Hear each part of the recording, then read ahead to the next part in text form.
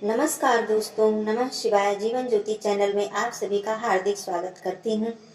यदि आप मेरे चैनल पे नए हैं तो हाथ जोड़ के निवेदन है कि प्लीज मेरे चैनल को जरूर सब्सक्राइब कर लें। वीडियो यदि पसंद आता है तो लाइक और शेयर भी करें। बेल आइकन को प्रेस करना बिल्कुल ना भूलें। दोस्तों, पद्मा एकादशी व्रत जो कि अत्यंत शुभ फल प्रदान करने वाली है, यह व्रत 6 सितंबर 2022 को रखा जाएगा।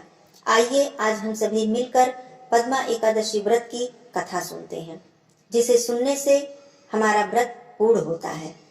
धर्मराज युधिष्ठिर ने कहा, हे केशव, भाद्रपद मास की शुक्ल पक्ष एकादशी का क्या नाम है? इस व्रत को करने की क्या विधि है और किस देवता का पूजन किया जाता है? श्री कृष्ण कहने लगे, हे युधिष्ठिर, जिस कथा को ब्रह्मा जी ने नारद जी से कहा था, मैं तुमसे वही कथा कहता हूँ। एक समय नारद जी ने ब्रह्मा जी से यही प्रश्न किया था। तब ब्रह्मा जी ने उत्तर दिया था, हे नारद, तुमने कलयुगी जीवों के उद्धार के लिए बहुत उत्तम प्रश्न किया है, क्योंकि एकादशी का व्रत सब व्रतों में उत्तम है। इस व्रत से समस्त पाप नष्ट हो जाते हैं और जो मनुष्य इस व्रत को नहीं करते हैं वे नरकगामी होते हैं। इस व्रत को करने से भगवान विष्णु जी प्रसन्न होते हैं। इस एकादशी का नाम पद्मा है। अब मैं तुमसे एक पौराणिक कथा कहता हूँ, तुम मन लगाकर सुनो। सूर्यवंश में मानधाता नाम का एक चक्रवर्ती राजा हुआ है, जो सत्यवादी और महान प्रतापी था। वह अपनी प्रजा का पुत्र की भांति पालन किया करता था। सारी प्रजा धन धान्य से भरपूर और सुखी थी। उसके राज्य में कभी भी अकाल नहीं पड़ता था। एक समय उस राजा के राज्य में 3 वर्ष तक वर्षा नहीं हुई और अकाल पड़ गया। प्रजा अन्न की कमी के कारण अत्यंत दुखी हो गई। अन्न के न होने से राज्य में यज्ञ आदि बंद हो गए।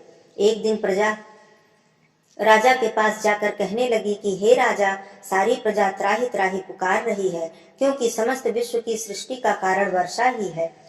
वर्षा के अभाव से अकाल पड़ गया है और अकाल से प्रजा मर रही है। इसलिए हे राजन, ऐसा कोई उपाय बताइए जिससे कि प्रजा का कष्ट दूर हो जाए।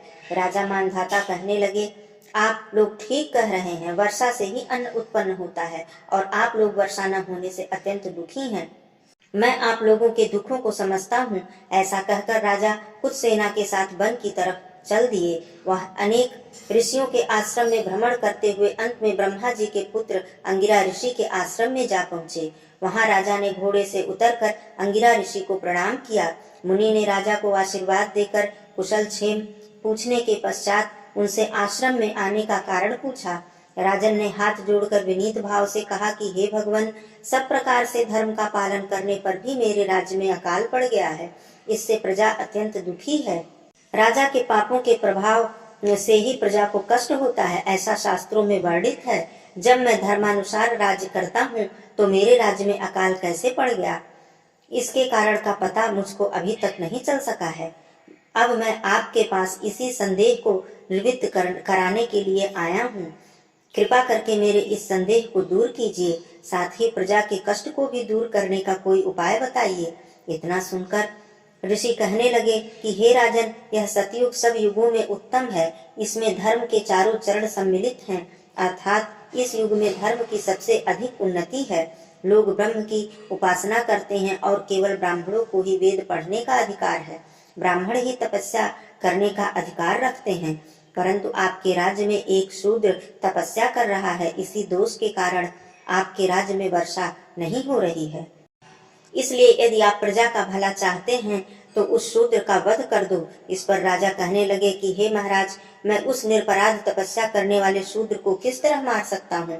आप इस दोष से छूटने का कोई दूसरा उपाय बताइए। तब ऋषि कहने लगे कि हे राजन, यदि तुम अन्य उपाय जानना चाहते हो तो सुनो।